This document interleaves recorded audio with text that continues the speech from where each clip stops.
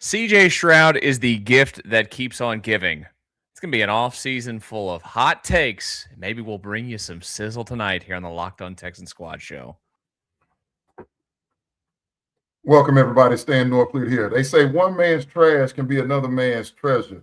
A lot of posturing going on with potential Texans signees, given that here we are. We're a few weeks away from the start of the NFL season. Some people speaking up in some positions that the Texans need. John Hickman, Daily Pod. Hey, listen, I'm excited to discuss some of these bigger name players available out there for the Houston Texans during free agency. The team needs guys that are absolutely playmakers day one. Who's some guys out there that make sense for Houston? Yeehaw! It's time for the Texans Squad.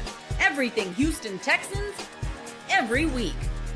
Bringing you the big hits.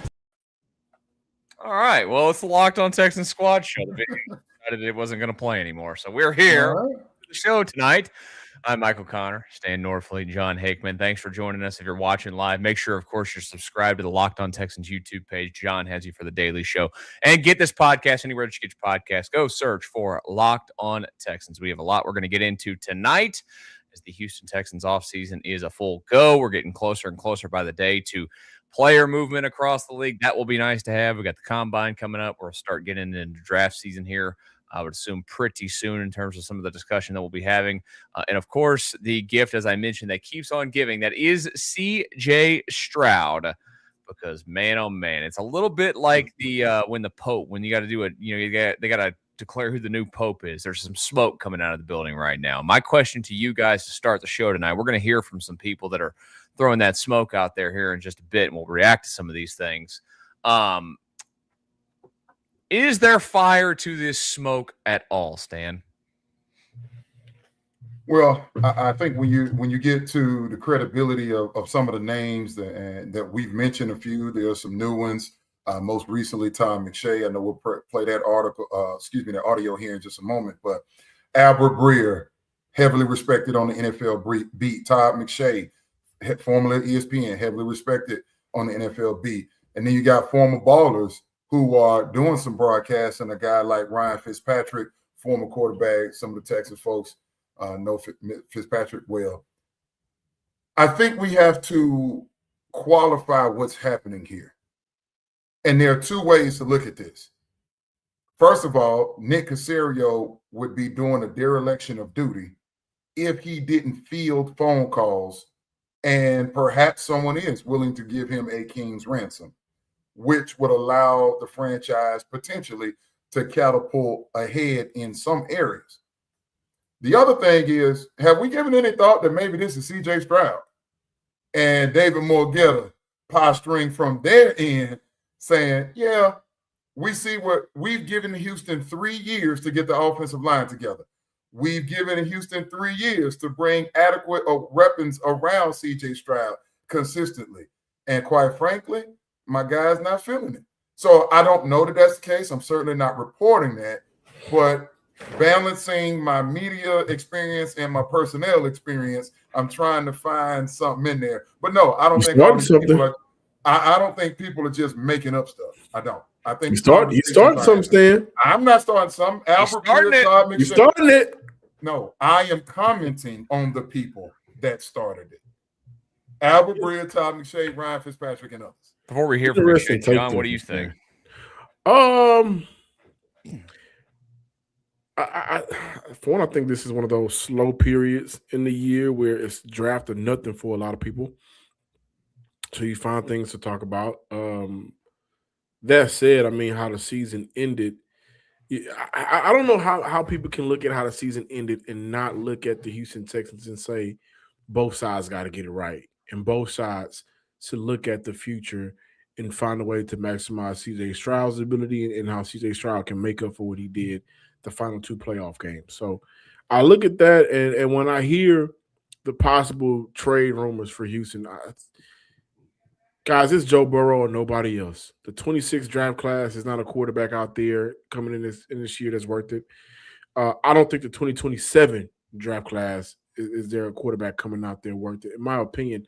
And I look at these quarterbacks that are starting to come out, And a part of me believes we're not going to see a generational prospect at their quarterback position for a very long time.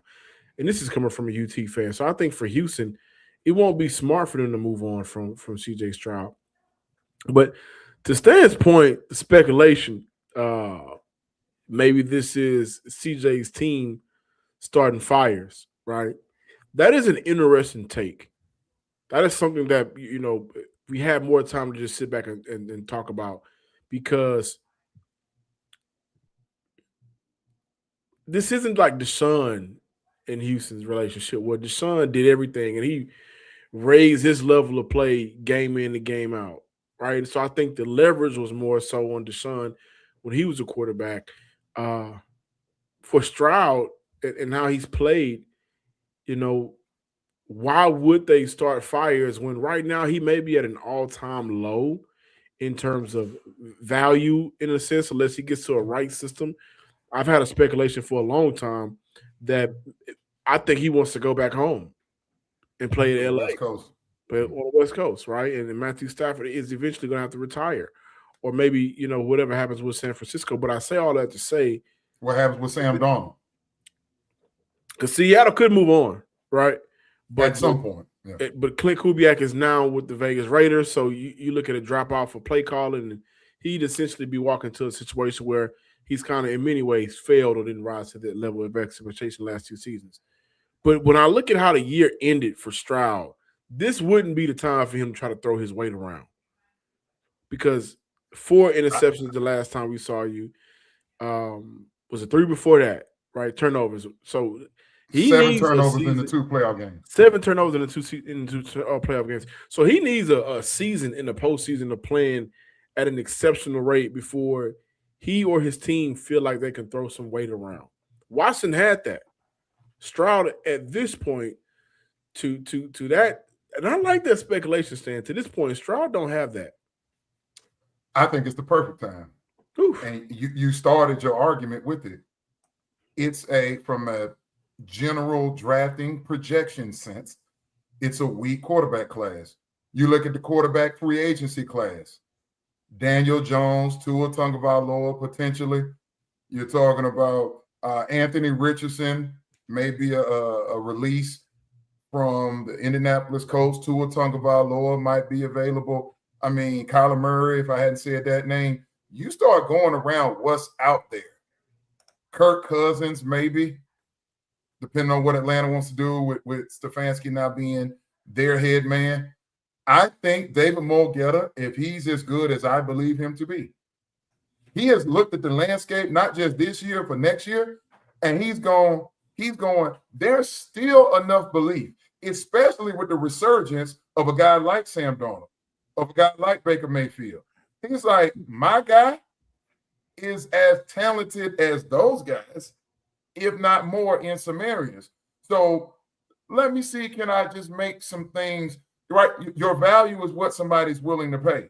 Let me start throwing out some feelers and see how teams truly feel about, how do fans, how do the NFL cities feel about CJ Stroud. Of course, people are going to bring up the 2 playoff games. And quite frankly, what I find interesting, do you know that CJ Stroud is 0-4 in road playoff games through 3 years? It can't be 0-4. He won 0-4. He's 1-3. Yeah. He's 1-3, the 1 win being this year at Pittsburgh. So 1-3 on the road. Thank you for assisting me with that. So I'm just like, I think it's a chess move. Now I come back to you guys. But when agents typically tell their clients, let's get to that extension first before we start to try to throw weight around. And for Stroud, this year, 5th-year option next year, franchise tag the year after that, if need be. Like for Watson, you knew he could wait a year because he had already got his money. For Stroud, Stroud's guaranteed to get your money. Stroud has already made guaranteed being a first-round draft selection where the first 4-year deal is guaranteed. He's already on the books for $40+ million. So Stroud is set for life right now. Now it may it may not feel like it in NFL professional athlete money. Stroud's not worried about where his next meal is going to come from. But agents would typically tell their clients, let's get to that extension first, right? Unless the situation is just completely bad. I'm sorry. Not necessarily, because you also got to look at this. even with the 5th-year option, it's only $32 million guaranteed to Stroud for 26 and 27. Stroud knows going out there today, he's worth more than $32 million. So at some point, this is about how soon can I get the baseline value? Now, you bring up a good point, John, when you say, wouldn't agents wait? Well, there's also there's a potential for CJ Stroud to lose money. There is a world where CJ Stroud gets back in that same position, second round in the divisional game next year, and wets the bed. And that's not going to look good. So his value will be diminished even further. So what if Nick Caserio, who has to make a decision by May 1st on this 5th-year option for CJ, what if Nick Caserio is having some soft early conversations with the agent, David Morgetta, and saying, I don't know that we're ready to do that yet. Now, I suspect that the Texans will. If I were Houston, I would hold on to CJ at least through that 5th-year option season, and then you can franchise tag him up to 3 times after that. So that's what Caserio is going to do to tell the agent, if the agent is barking, let's keep you at bay. Caserio holds the cards because he holds his rights. Now, where CJ makes his money, is he willing to, A, drive his value up in the marketplace, and B, is he willing to tell Caserio and the guys, you know, that shoulder that we've been dealing with, you know, I'm having some post-concussion symptoms. I might not be there for OTAs and mandatory minicamp and, you know, training camp. I might need to sit this one out when the expectation is around here to get to the AFC title game. So it's just, this isn't coming out of nowhere. I think for me, guys, this whole topic is personally is driving me closer towards, and this sounds crazy after, you know, being a guy that was like, I'd trade him for Joe Burrow, which I still would do. I would still just do the Joe Burrow Burrow's trade. the only one. It's the only one I would really do it for. Poor dad. But mileage on that Burrow. I think the further along this keeps going, I think this is a classic case of everybody that's got a microphone just doing too much. I really just don't think that there's probably any conversation going on in terms of like pushing to get yourself out. Like, you don't have the weight. You don't have the credibility to do that at this point in your career. You also, how? You're under team control for the next 3 years. You're gonna sit, you're gonna go the Deshaun Watson route. Look how that's worked out for Deshaun Watson. You know how they're going to I think they're going to sign him. I think they're going to sign him this offseason. They're going to get this done now. I think that they're going to end all this noise before we can even completely make it a thing. We need to stop this. And people in Houston get sensitive about this, and I used to say this on live radio in the city. Deshaun Watson won. He won it out and got $230 million in guaranteed money, of which he's had to part with a substantial amount of that to settle these things on the side here. But Deshaun Watson won. If he never plays another snap, Deshaun Watson won. Kirk Cousins won.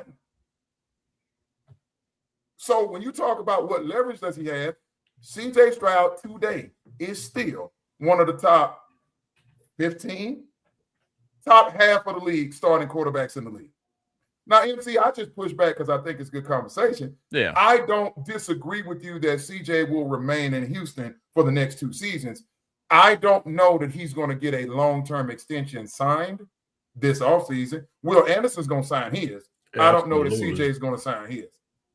I just get this. I don't know. The further we get into this, I just get this feeling that we're just gonna pop up one day and it's gonna be the new CJ Stroud signing an extension. Because I don't know. I don't know the guy. I just get the vibe from everything that we get of him publicly that he first of all, he feels like the complete opposite of Deshaun Watson. Now, we thought Deshaun Watson was a good character, and then we found out that he likes massages way too much. I just don't get that vibe from CJ Stroud. I don't get that vibe that CJ Stroud's out there living that life, that CJ Stroud is that God-fearing man that he, wants everybody to, I shouldn't say believe, that he's putting out there to the world to see. That's what they have in common. I think, what do they have in common? Playing quarterback under David Mulligetta. And they both want money. But we've never heard CJ say that. Well, he's a professional. Of course, athlete. He wants money. He's not doing this for free. I know. Wants money. But like Deshaun, yeah, but like when we talk about wanting money, like Deshaun was a 30 touchdown guy, 4,000 yard guy. Right, CJ hasn't been there yet. Are you saying that Deshaun was better through his first 3 as a starter than CJ's been for this organization through his first 3? quarterback 3 full seasons, not his rookie year because he got hurt and only played 3 7 full games. seasons for 3 full seasons. I'm as saying a who's the better quarterback? Yes. I would agree. That. I'll give you guys a second to think about it a little bit more, and I do have a question off of this comparing the two situations and a factor that I think that we're not looking enough at. Let's talk about it here in a second. Locked on Texans Squad Show. Welcome to the 5-hour energy flavor draft. We're, looking at every aspect of the draft to let you know which tasty flavors are the best and which might be sleepers. The board is set, the flavors are ready, and there's only one that's going to take the top spot. 5-hour energy has a wide variety of flavors, something for everyone. I'm going to pick a couple for you here. Some of them that sound intriguing to me. How about confetti craze? Sounds pretty delicious. I love anything that's got confetti in it. And fruit rainbow as well. Another great choice for you in our draft here today. Find your new favorite flavor of 5-hour energy shots available online at 5hourenergy.com or on Amazon. Texans Squad Show. Michael Connor, Stan Norfleet, and John Hickman. Thank you for joining us live on a Thursday night. If you're not watching live, hit subscribe. Make sure you come back when we are live. You can always listen to this anywhere that you get your podcast as well. Guys, first of all, before I bring up the point I wanted to say, we've got all these people that are saying all this noise. I just want to throw this tweet out there. If you're listening, it says, if CJ Stroud is traded, I'll walk naked down Kirby Drive at rush hour. Is anyone willing to do it if he's not traded? Didn't think so. That's from John McClain, who's been covering. You know what's funny? John McClain also tweeted that Deshaun Watson wasn't going to be traded. Watson was traded. So we got to be careful. We got to pray for our elders, man. We got to. John qualified to Deshaun. He was saying prior to signing the extension. It wound up being true after he signed. So I heard him say that on the flagship station to try and buffer his. We got to pray for our elders, man. Nobody wants to see John McClain naked, right, walking down the street. I think we can. And he said even if he did walk down Kirby, he said it wouldn't be nobody there. Man, it's true. There's nobody ever on Kirby. Somebody be there. They'll be asking for some money. Yeah, that's true. That's true. They won't be when they move out to Cyprus. All right. So my question we're comparing all these we're comparing these situations, the Deshaun, the Deshaun situation, and everything. And I think there's a key factor that we're forgetting about all this, guys. It's where the franchise is at. Deshaun played in the Bill O'Brien era. Everybody hated Bill O'Brien. Good coach. CJ Stroud plays in the DeMeco Ryans era. Everybody loves DeMeco. Are we forgetting that factor here? Like the environment, the culture that is instilled now here, that maybe that, this isn't a thing because everybody believes in what they're doing? No, I'm not forgetting that. I think that's the reason why I'm factoring in my statements on Deshaun being better than CJ Stroud. I mean, 3 consecutive seasons of 10 wins.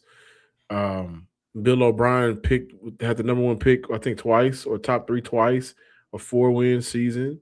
And I think one thing about Bill O'Brien compared to DeMeco Ryans, at least as of now, I don't know how many times Bill O'Brien may have ran off a player simply due to his own stubbornness. Now, Andre Hopkins and his baby mamas. Right, those type of comments. Now, for DeMeco, maybe you can point towards Steven Nelson, Desmond King, who, by the way, Desmond King has never publicly talked bad about DeMeco. Or maybe you can point towards CJ Gardner-Johnson. But their departures didn't lead to a drop-off in success. They traded. Listen, you know what? Now we're talking about it.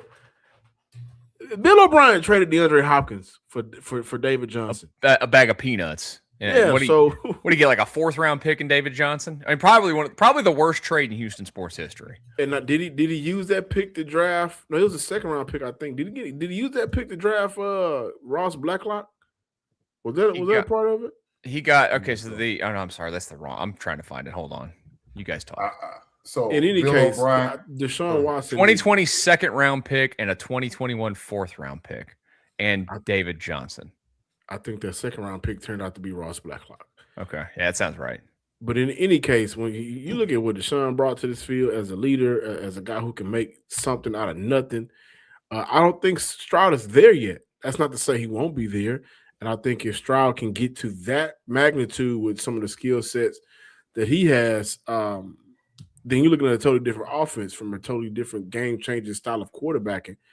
But he ain't there yet.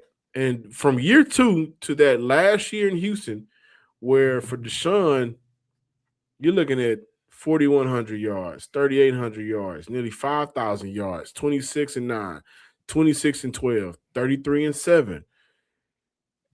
Stroud ain't got there yet. And Deshaun was doing that with not a great defense, and also Bill O'Brien.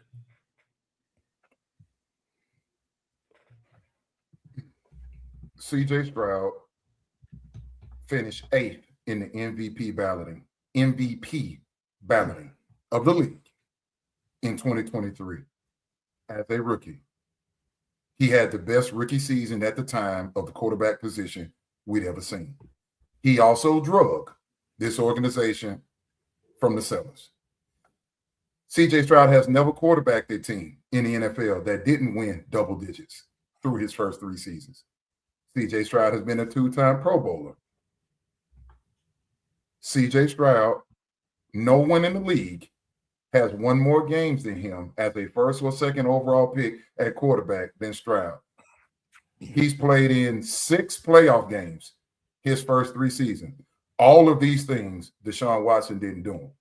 If Deshaun Watson, was he a better quarterback? That's not what I want to say. Was he a better talent? Yes. Was it a different set of circumstances? Yes. But right now, what CJ Stroud has done through 3 seasons, he's the best quarterback in the history of this franchise right now. We don't like how it ended. It's uncomfortable. No, you're right. And yes, I do understand over in the comments, Dorsey Spencer -C4Y. Yes, I understand. If Watson didn't have cases, he would still be here. Now, I also question, before the cases came out, he was talking about he wanted to go because he signed the deal, and then he was like, all right, now I want out. So we can get into that another time. I don't want to turn this into a D-Watt segment, but I do want to say, coming back to the conversation about CJ specifically and exclusively, you mentioned that guys being generational, what's out there in the marketplace, whether it be coming out in the draft or the free agents. Jalen Hurts is not a generational talent. He's Super Bowl champion, Super Bowl MVP. Sam Darnold was not a generational talent. He's a Super Bowl champion. He's Super Bowl MVP. Mm-hmm. Patrick Mahomes, when he projected, was not a freak of nature. Patrick Mahomes did not go number 1 overall. Patrick Mahomes has turned out to be, with Andy Reid, in a generational talent. So I think we all will agree, situation and circumstance can do a lot. Where you land matters, as Sam Darnold, as Baker Mayfield, as Jared Goff, as Brock Purdy, Tom Brady. Where you land matters. So maybe they feel like Deshaun, Lord, maybe CJ feels like, and I don't think, and all of this is just conversation, I think CJ Stroud is going to be a quarterback here the next 2 years. After that, I would not bet the mortgage. I don't know. To that point, Sam Darnold, Jalen Hurts, was the other quarterback, the player you may have named. I said Mahomes wasn't generational how he projected. If people would listen to me coming out of the draft, they would have known that Patrick Mahomes would be the greatest quarterback ever. That's just because I watched him play every game at Texas Tech, you know. Those 3 quarterbacks, when they won, and then Mahomes just continued to ascend, and now he's considered, you know, for some people, he's the greatest they ever saw. I think he's going to end up being a GOAT. I really do. The situation around them was at an all-time high. Mahomes stepped in after sitting a year behind Alex Smith, who was a damn good quarterback in his day. And in his situation, they had a run game. They had Tyreek Hill. They had Travis Kelce, and I think another weapon. Jalen Hurts, when he won, and when they started to win with Jalen Hurts, stout offensive line, they could already run the ball. Defensively, they were a good defense. They traded for A.J. Brown, so it's A.J. Brown, Smitty, and Goddard. Saquon. They get Saquon. And then when they won, they get Saquon. Sam Darnold, the Seattle Seahawks, for the past 3 to 4 seasons, slowly built their roster up to what it is today. So it goes back to roster construction, which is something that Well, we started in late April. I think we've heard you, Stan, talk about that maybe 1,003 times, right? Roster construction matters. More aliens, please. Texans, something the Houston Texans have had an issue with doing. I will say to the Deshaun Watson point, in 2019, he did finish high in MVP voting. He received the first place MVP vote. Now, I'm going to go look at that. What I'm looking at, Pro Football Reference doesn't say that. But we'll see. I don't know what source you're looking at. Who you using? I got to go back to it. I moved on from it. Yeah, Pro Football Reference does not show anything there. They usually have all the voting stuff there. Yeah, the Pro Football Reference does normally a nice job. That's why I go to them first. Yeah. All right. So none of us believe that he's going to be dealt this season. Right. None of us believe he's going to hold out this season. I don't believe he's going to take a below market deal. It's hard. If I'm CJ, it's hard for me to know I've had more success than Tua and Herbert and, quite frankly, Dak Prescott, Jordan Love. I've had more success than these other men who, yeah, they may look better in the postseason than me, Jordan Love maybe, but I've had more and won more games than these people. So that means my value to the industry is at a 53, 55, 57 per year average. I don't think CJ's giving the Texans a hometown discount just because he had 2 bad games at the end of the year. I don't think that makes business sense. It's not like the Texans are trying to push him out the door and he's saying, hey, I'll take less to stay. That's not the situation. Right. The situation is I've helped you. The valuation of the Texans franchise has risen exponentially because the number 7 runs out that tunnel on Sundays, along with number 51, along with a lot of other guys. Number 0, number 20. I think CJ is in an interesting situation right now, and I think the Texans know that because like some of those other guys, if you remove them from the equation, they're not making the playoffs, right? But here in Houston, Davis Mills won 3 critical games, and they were winning because of the other side of the ball. And so when we get to some of these wins and losses, for me, it goes back to one thing, and I think this is one of the more important stats, which is why I think Houston needs to pick up that 5th-year option and hold off on a major extension.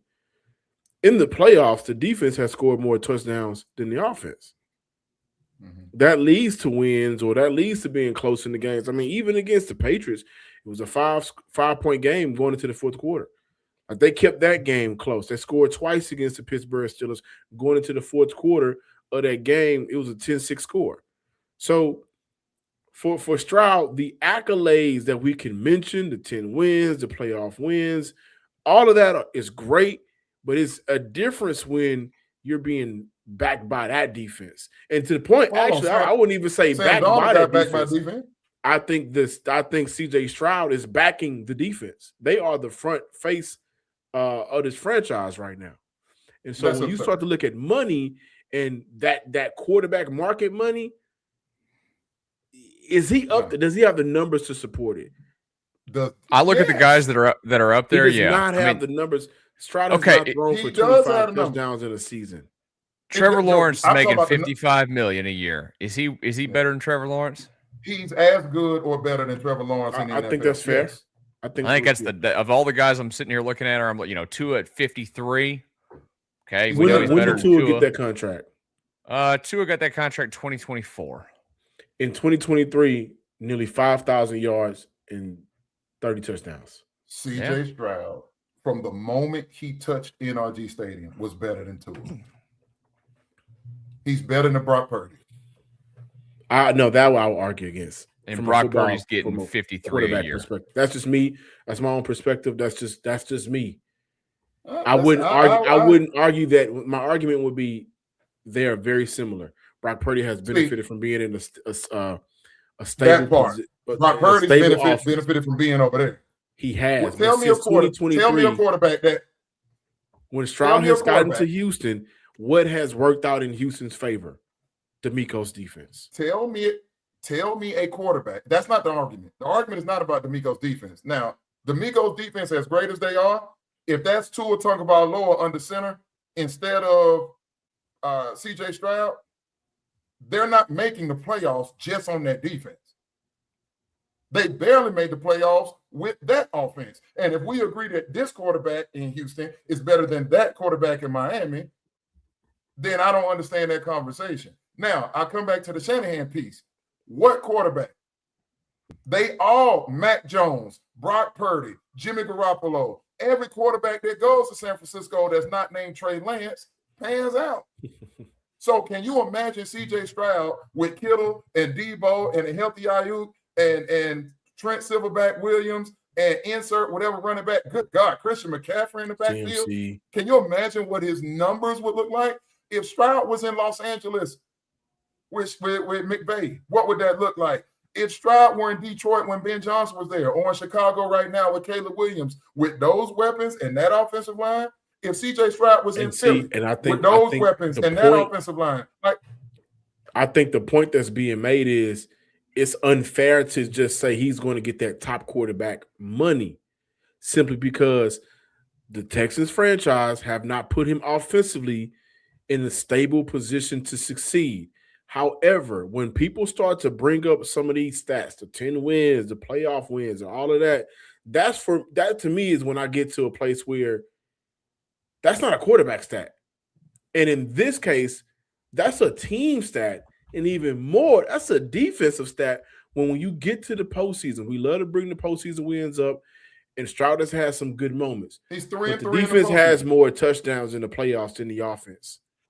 And he's also doing it behind two rookie play callers, the former. Again, it's Slowick unfair to judge the money wise. But what I'm saying is inability. CJ can't go into a negotiation and say, I'm going to give you a discount, Cal McNair, because you didn't surround me with the weapons that would have made my numbers better, which would have made this negotiation easier. That's not how this works. CJ is going to walk in that room with David Mongetta, and Mongetta's going to tell him, the conversation starts at 52, 53 million. We're starting at Trevor Lawrence.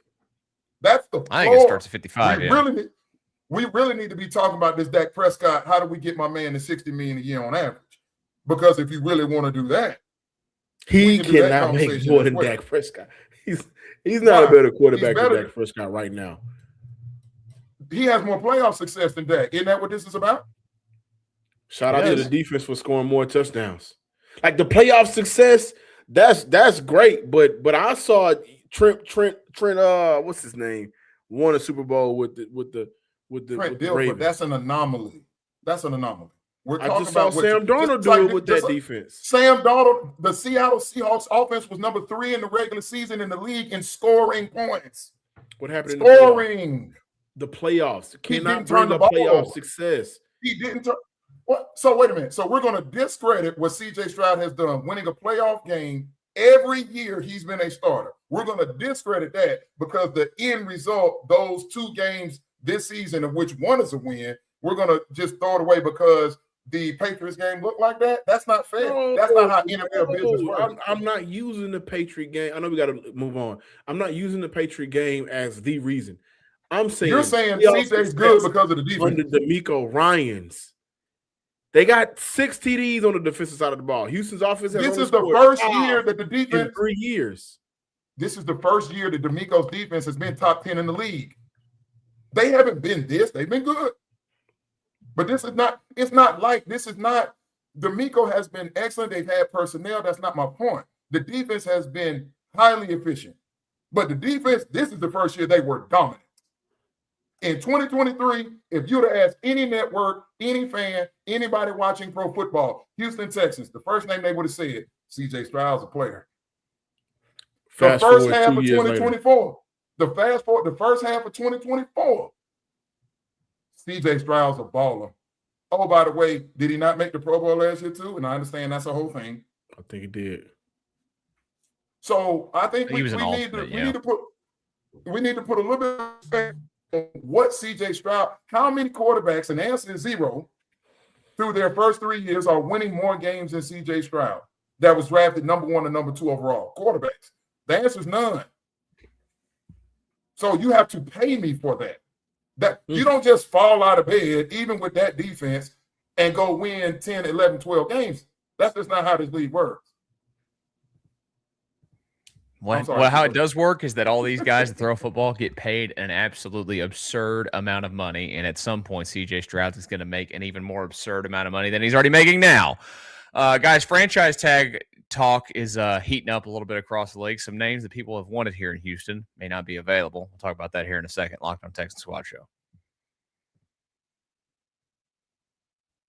Right now, though, where workplace chaos, it happens. Deadlines stacking up, inbox overflowing, and the one position you have to fill is still sitting open. When the pressure's on and you need the right hire, this is a job for sponsored jobs. Indeed, sponsored jobs helps you reach the people who actually fit what you're looking for: skills, experience, location. So you're not just hoping for the right candidate that stumbles across your post. Here's a stat that says it all. In the minute that I've been talking to you, companies like yours made 27 hires on Indeed, according to Indeed data worldwide. So if you're hiring, spend less time searching and more time interviewing candidates who check all the boxes with Indeed sponsored jobs. Spend less time searching and more time actually interviewing candidates who check all your boxes. Less stress, less time, more results. When you need the right person to cut through the chaos, this is a job for Indeed sponsored jobs. And listeners of this show will get a $75 sponsored job credit to help get your job the premium status it deserves at Indeed.com/podcast. Just go to Indeed.com/podcast right now and support our show by saying you heard about Indeed on this podcast. Indeed.com/podcast. Terms and conditions apply. Need to hire? This is a job for Indeed sponsored jobs. Texans Squad Show continues. Michael Connor, Stan Norfleet, and John Hickman. Guys, the franchise tag, it has, I don't, do you guys remember the date off the top of your head when it is? It's coming up soon. In the next couple of weeks or so? Yeah, let's see. But it's coming up. March 10th. Yeah, there's a deadline for it.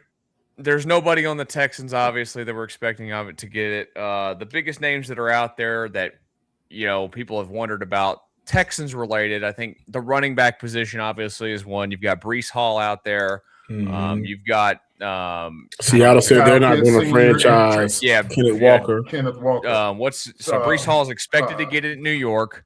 There is Travis Etienne that's out there. Kenneth Walker is not going to get it in Seattle. Kyle Pitts is a name that everybody's always drooled for. He's expected to get it in Atlanta. So he's not going to be necessarily available unless you're trading for him. The Indianapolis Colts might franchise tag Alex Pierce. Yes. The wide receiver that gives the Texans every time they play. Every time they play. Green Bay may cut. I saw this somewhere. We're looking at potential cap cuts, cap casualties. Green Bay may move on from Josh Jacobs to save money. Alvin Kamara was a name.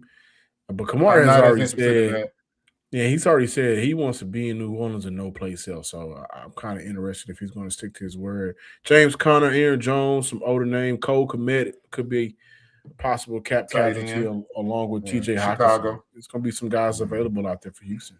Do you guys have any interest in the guys that don't receive the tag, the big names out there? I mean, I think the biggest one there is going to be Kenneth Walker. I think, yes. I would. Yes. I would. Now, Kenneth Walker has put himself in position, speaking of agents and negotiating. I don't know who his agent is, but you're coming off a performance like that.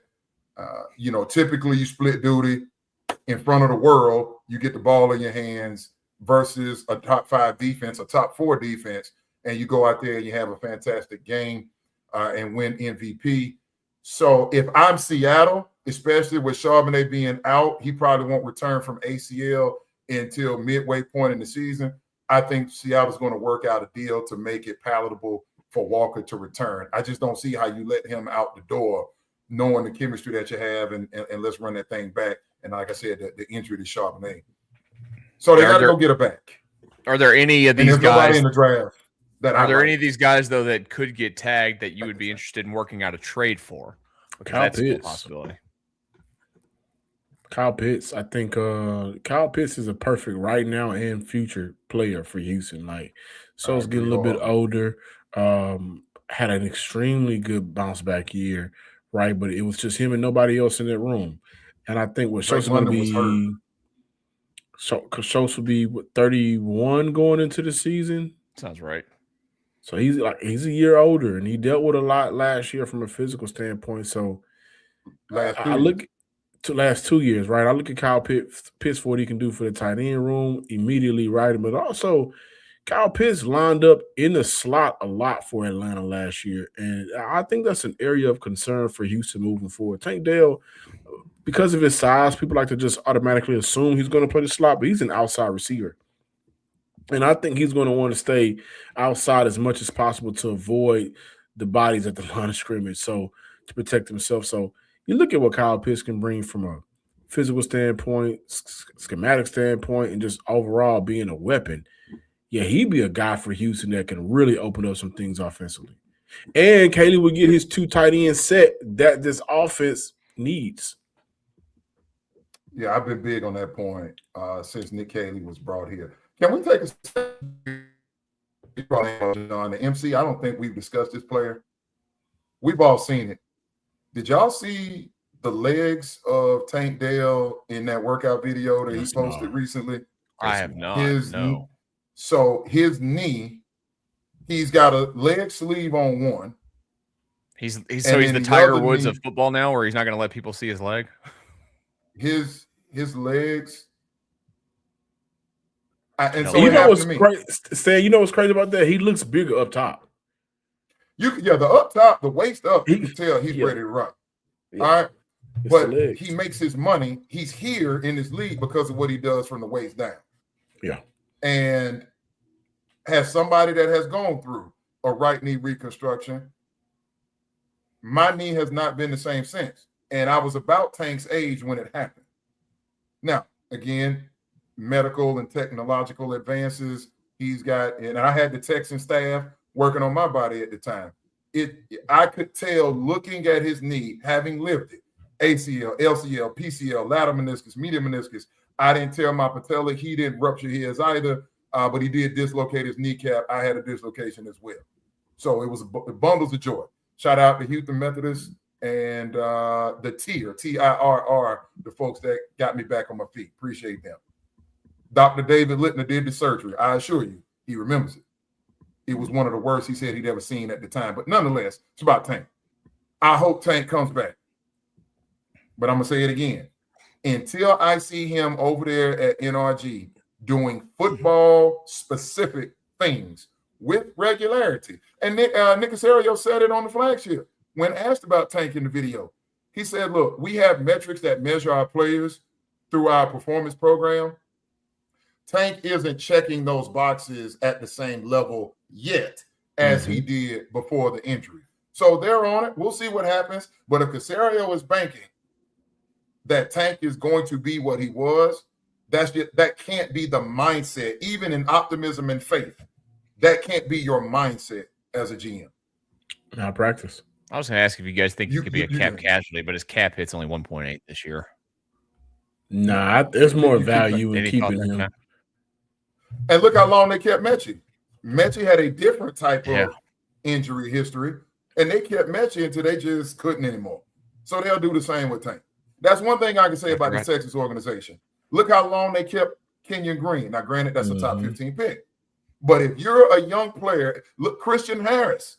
Now, I don't suspect they're going to re-sign and retain Christian Harris, but I'm just rattling off some guys that have been banged up that they kept them as long as they could. Hell, they still kept Brevin Jordan. Brevin Jordan is still on the roster. Got an extension last year. They gave him money in the middle of the season this year to say, come back, buddy. Caserio must know something that we don't know. I like Brevin when he's healthy. I really do. But back-to-back season-ending injuries for a player that prides himself on explosiveness, not like a Tank Dell explosiveness, but as somebody that can play some inline tight end and be that H-back or F-back in the backfield at times, a guy that can line up in the slot depending on formation. You kind of need your wheels. Yeah, kind of a big deal. No, I don't think the Texans will have any cap casualties, no. Okay, well, let's talk about a little bit more of the free agency and trades. Would Joe Mixon be a cap casualty? Joe Mixon would be the one. I take that back. Good call by you. I think he'd be the one. Joe Mixon would be. Yeah. And I'm curious to see what they do with Titus Howard, by the way. I'm curious. We got a lot of these mock drafts and, people, right tackle, the guard, and, for Titus Howard's money, right now he's at 27, I think, on the year. We'll be anticipating a restructure. But for 27 a year, no Pro Bowl, no All-Pro appearance, that money for if he's going to play left guard is extremely high. No question. You're paying for the utility.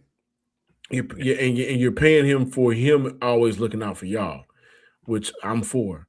I'm not left saying guard this year, right guard this year. Right. Yeah, I think he played left tackle this year at one point this year. So did they kick him out? I can't remember. So many.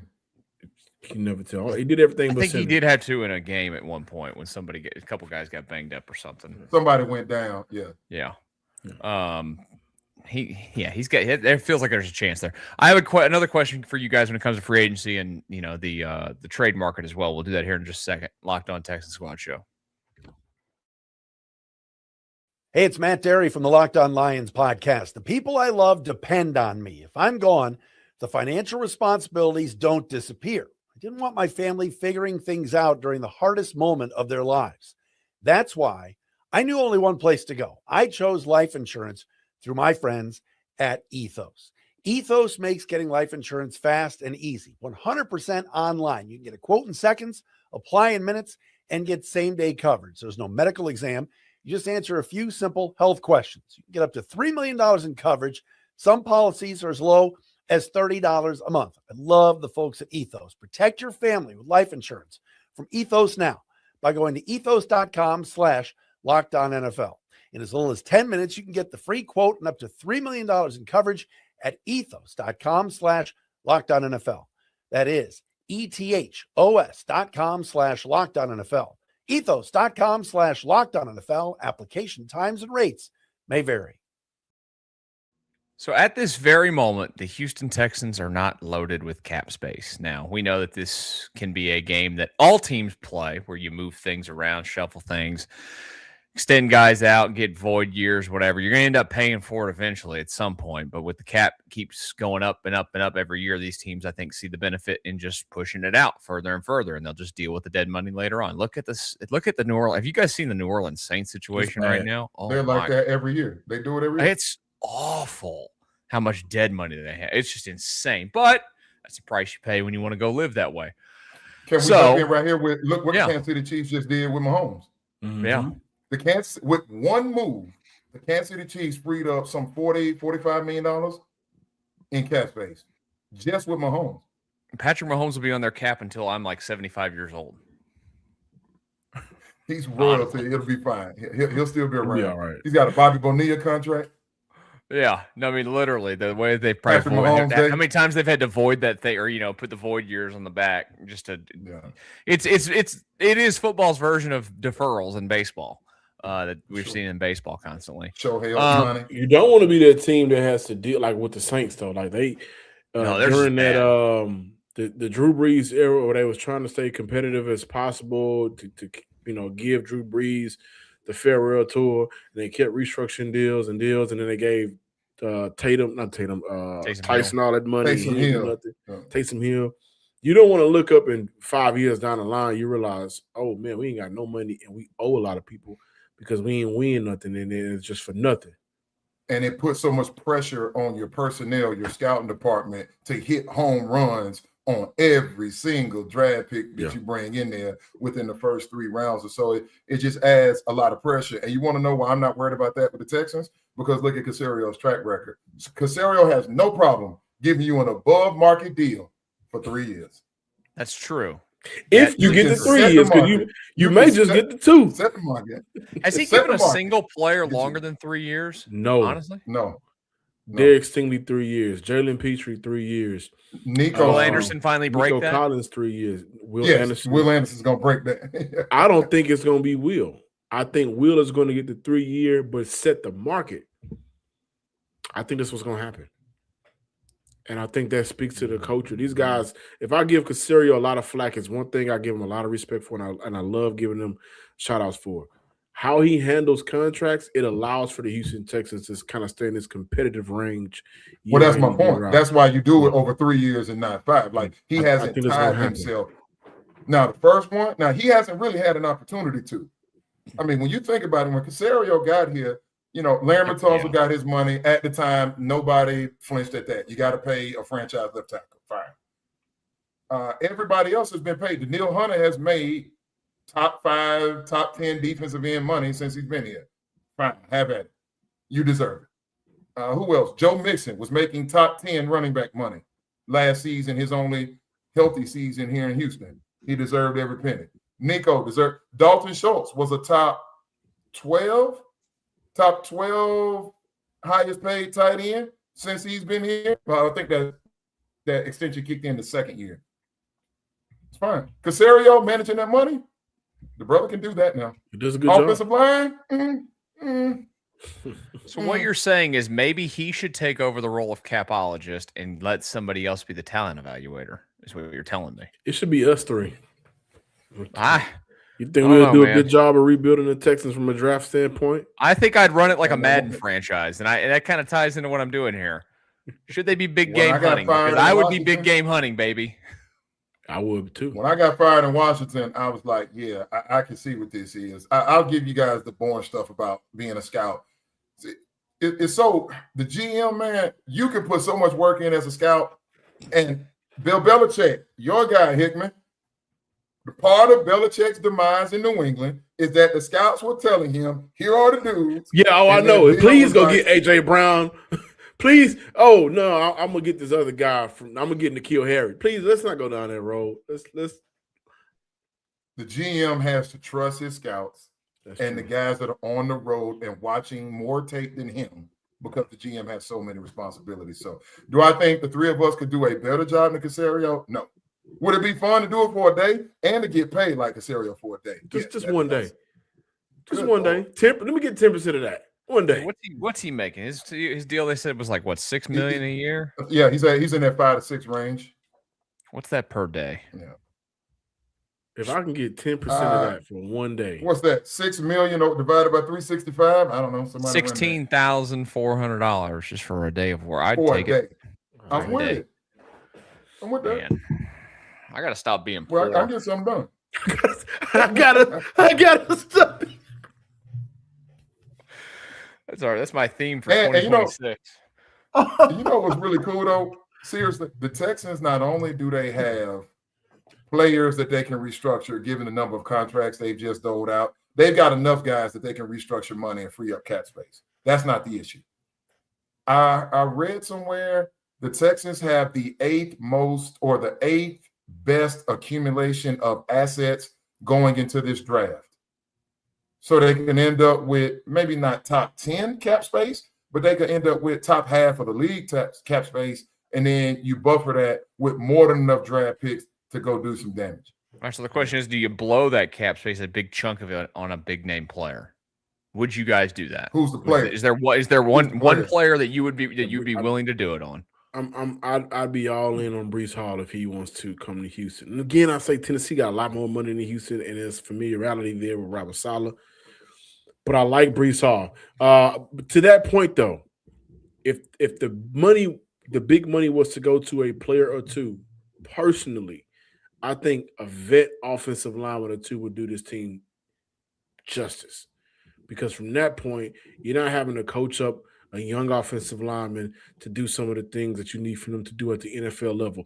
You're not having to get a young offensive lineman into the nutritious program and getting them to their body to the NFL level. You got some guys that are already ready to go, plug and play offensive linemen that know the league, and you can put some of these young backs behind them, right? And you can also go into the draft and spend capital on tight end and things of that nature. So I've been big on from day one. You want to create some money, create enough money to go get you some guys that can move bodies out the way to allow Woody Marks to be, to excel in the run game or whoever else you want to invest in. But the money should go to the big man up front. I wholeheartedly agree. As good as who's my man, Baltimore Ravens, the center. I can't say his name. Linderbaum or whatever. Linderbaum. I'm a big fan of Linderbaum, have been since his college days. But Linderbaum is not the difference in this team getting to the AFC Championship game. He's a big piece. So you'd have to do Linderbaum and draft the right tackle, and Titus goes to left guard, and you got to go find somebody to run the football for you. Like, I might be able to run the ball behind that. Let's be honest with you here. That sounds like a damn good line. It has the makings to be one, especially if Ursary continues to improve, and now that he knows what to train for in the offseason and prepare for, and whoever this young buck will come in. We keep seeing, is it Famu, the tackle from, actually Utah has 2 tackles. This is the one that's the right tackle. So again, I'm with John. To me, it's not about one singular dude. It's about spreading it out. And I just hope that the collection of offensive talent that they went and did last year, when Caserio decided to go bargain bin shopping, he hit on Ed Ingram. That's the only one. Andrews didn't play well when he was healthy, to me, at the center position. And then they used the reasoning, the rationale that he was playing on one leg the second half of the season. Okay, a lot of offensive linemen playing through injuries. It's a part of it. It happens. No, MC, there's not one player. Okay. I think I probably lean towards you. I think I'd try to spread the wealth a little bit and get multiple holes plugged if I could. Guys, you want to give your parting shots for the night to the people? You know, one thing I enjoy about this show with you guys, we do a good job at times, like when we can get into our first take bag, where we can just debate. I really enjoy that. MC drives the show amazingly. Stan and I, it's fun because there is never no harm. There's just 2 guys that just love talking the game. Don't tell him that, John. Tell him that as soon as the show's over, we get on there and we just dog cuss each other after this is over. I love it though. I love it because it gives I think a deeper look into the mind of just 2 intelligent men that can talk sports, but also have fun doing it. Like it's always fun, and so Stan knows how to poke the bear. I know how to react, and vice versa. So it's just always fun. I want to say that. Let's see here. Maybe we'll do this over the weekend when we do our weekend show, whatever day we do it. Like, who's in trouble over there? No, we talked about cap casualties, and I'm looking at this article from ESPN.com, and some of their folks got together. This is Aaron Schatz, one of their NFL people, and they do a deep dive, and it's the title of the article is essentially players who need a change of scenery. And we've been talking about the offensive line, so that's just where my thought immediately went. Juice Scruggs. What we're going to do with Juice? A second-round pick that Caserio traded up for. Hamstring injury to start the career. We remember that his rookie season. 2024 ranked 32nd out of 33 qualifying players for pass block win rate at center.